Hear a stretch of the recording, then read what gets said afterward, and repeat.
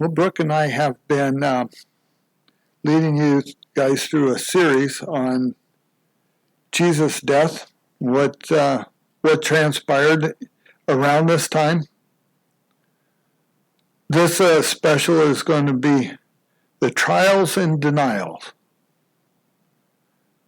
Matthew 26, if you would like to follow along with me. We find Peter. And you know Peter, he's so headstrong, so much wants to be a follower of Jesus. He's even sworn to die for Jesus if it is necessary. And for those who are looking, this is going to be chapter 26:57 is where we're going to take off. But Peter is ready. I mean, he's got a sword on his side. This gang of people with the priest and Judas leading the way come up to grab a hold of Jesus, and Peter whips out his blade and chops somebody's ear off. Now, I can tell you, he was probably not looking for the ear. He was trying to hit him in the head, probably. I mean, the guy losing the ear was just a miracle, period. But Jesus totally baffles Peter.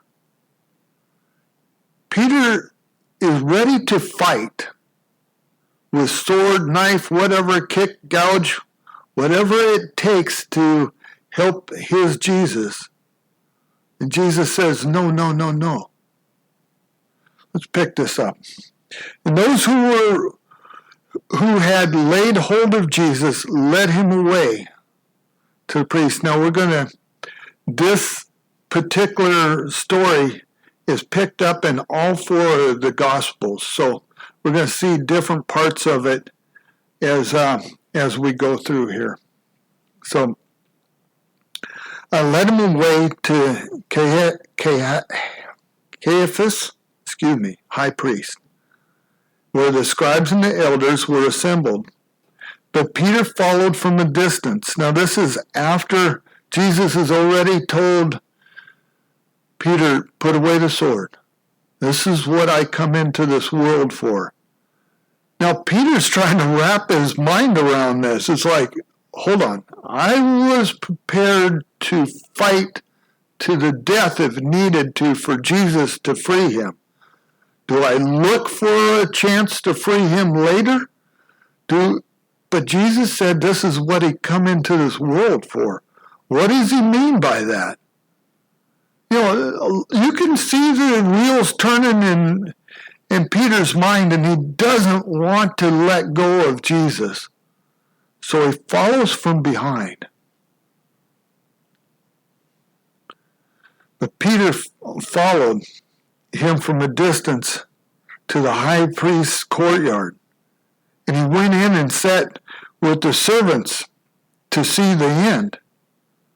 Now the chief priest and the elders and all the counselors sought false testimony against Jesus to put him to death, but found none. Even though many false witnesses came forward, they found none. But at last 2 false witnesses came forward and said, this fellow said, I am able to destroy the temple of God and to build it in 3 days. And the high priest arose and said to him, Do you answer nothing? What is it that these men testify against you? But Jesus kept silent. And the high priest answered and said to him, I put you under oath by the living God, tell us if you are the Christ, the Son of God. Jesus said to him, It is as you said. Nevertheless, I say to you, hereafter you will see the Son of Man sitting at the right hand of power and coming in the clouds of heaven. It's an interesting place there And Jesus, when he finally does open his mouth, his answer is he is the Christ. Jesus seeing down through the future, past us, because Christ hasn't come yet back to take us. But he sees down through the future and tells him, you will see me sitting at the right hand of the Father. You know, this, looking for all this stuff, they're just trying to, you can almost see the whole situation. They're trying to build the people up. We're going for this. We're going to do it this time. We're going all the way. Then the high priest tore his clothes, saying, he has spoke blasphemy. What further need do we have of witnesses? Look now, you have heard his blasphemy. What do you think?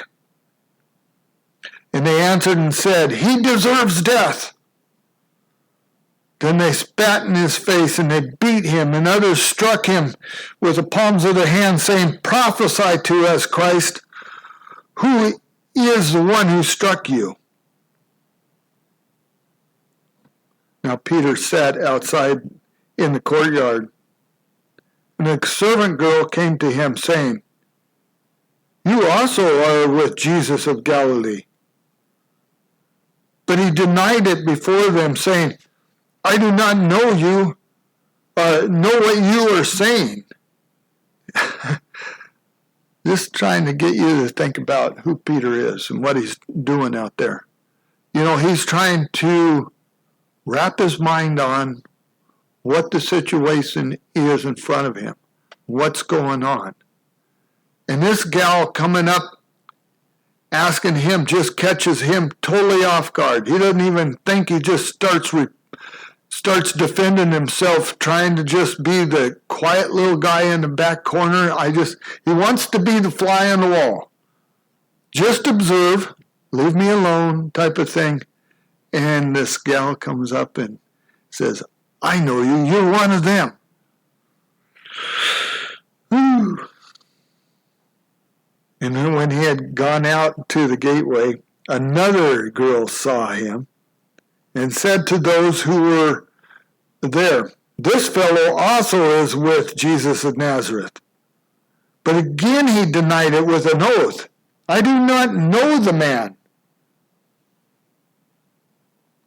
A little later, those who stood by came up and said to Peter, surely you are one of them, for your speech betrays you.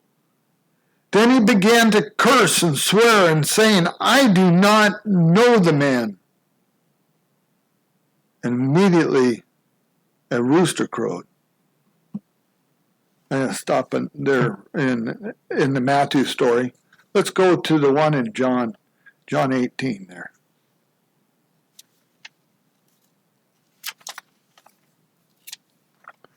Each one of them, a lot of times, it's interesting on these texts on this one, almost every one to the word is almost exactly the same. John 18, we're looking at verse 12.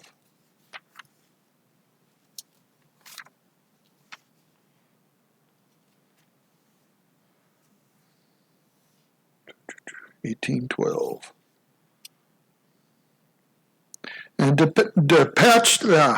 then the detachment of troops and the captain of the officers of the Jews arrested Jesus and bound him and led him away to Ananias first, for he was the father-in-law of Caiaphas, who was the high priest that year. Now it was Caiaphas who advised the Jews that it was expedient that one man should die for the people. Simon Peter followed Jesus, and so did another disciple. Now the disciple was known to the high priest and went with Jesus into the courtyard of the high priest. But Peter stood out at the door outside, and the other disciple who known to the high priest went out and spoke to her who was keeping the door and brought Peter in. And the servant girl who kept the door, said to Peter, "You are not also one of this man's disciples, are you?" And he said, "I am not."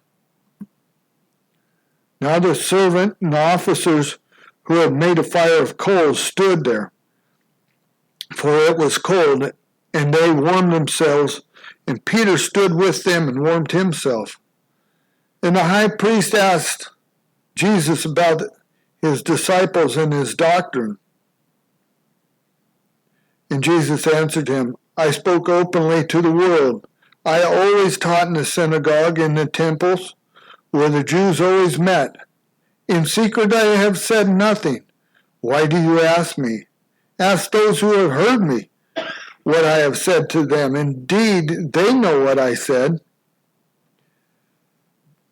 And when he had said these things, one of the officers who stood by struck Jesus with the palm of his hand, saying, "Do you answer the high priest like this?" And Jesus answered him, "If I have spoken evil, bear witness of the evil. But if will, why do you strike me?"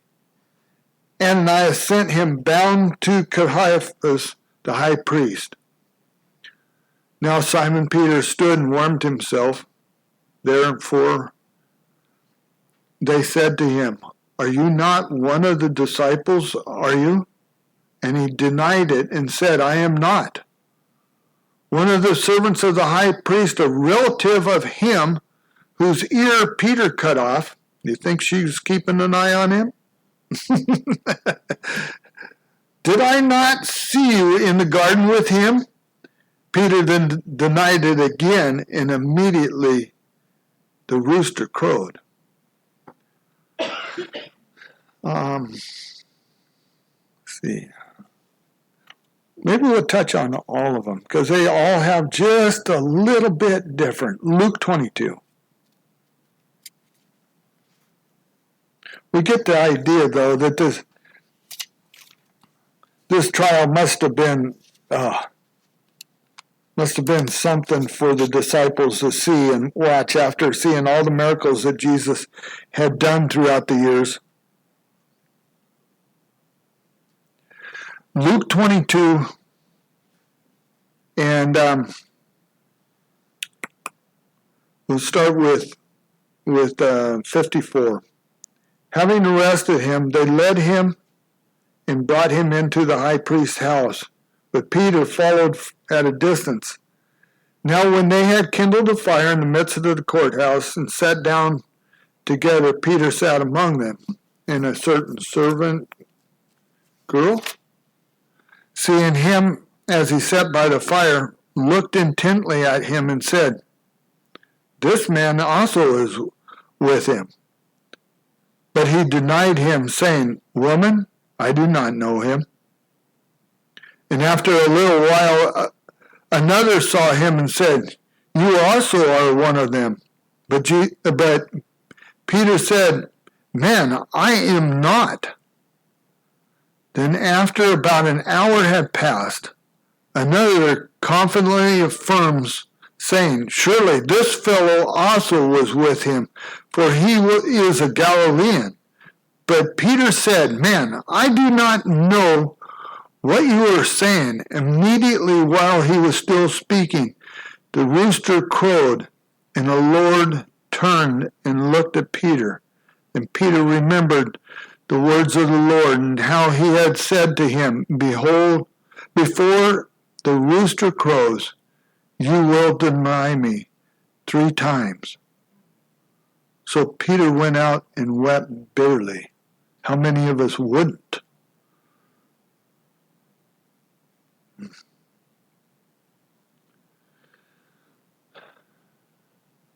The trial was quite something, bringing up false witnesses, to bringing them into the leaders of the church.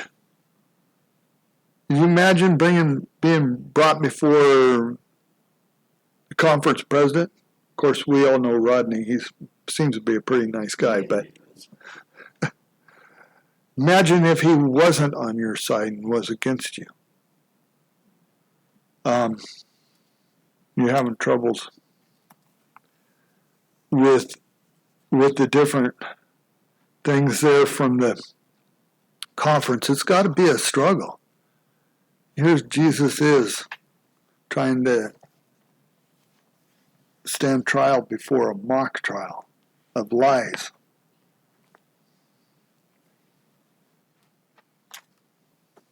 And yet Jesus was on a mission. What was the point in doing all this, right? He was there for a reason. He said it over and over in his ministry. He warned the disciples that this was going to be the end. And even before that, he pointed back to Old Testament writers who wrote towards what he would have to endure. And we're going to look at Isaiah 53. This should be familiar as the suffering Messiah. And the religious leaders totally missed the point here. We're going to start in verse 7, although we read 7 last time. And we're going to read other parts of this as well. I'd encourage you, if you haven't read this recently, to go back and look at this. But we're going to read 7 and kind of run into what we're going to look at verse 8 and verse 12. And it says, "He was oppressed and afflicted, yet he did not open his mouth. He was led like a lamb to the slaughter, and as a sheep before his shearers is silent, so he did not open his mouth. By oppression and judgment he was taken away. And who could speak of his descendants? For he was cut off from the land of the living. For the transgression of my people he was stricken." He was taken away, it says, by oppression and judgment. Right? In the garden, we were just talking about that. He's brought to a trial that really isn't a fair trial at all. It isn't a fair trial. He's an innocent man. And yet the leaders are so blind by their hatred, think that they're working for God.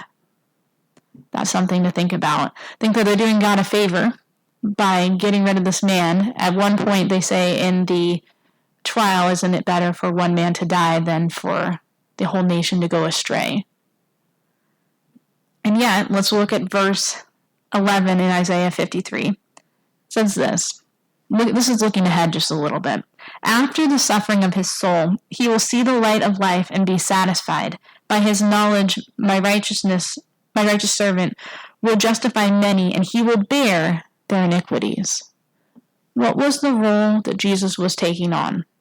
What was he doing? He was to be the sin bearer, right?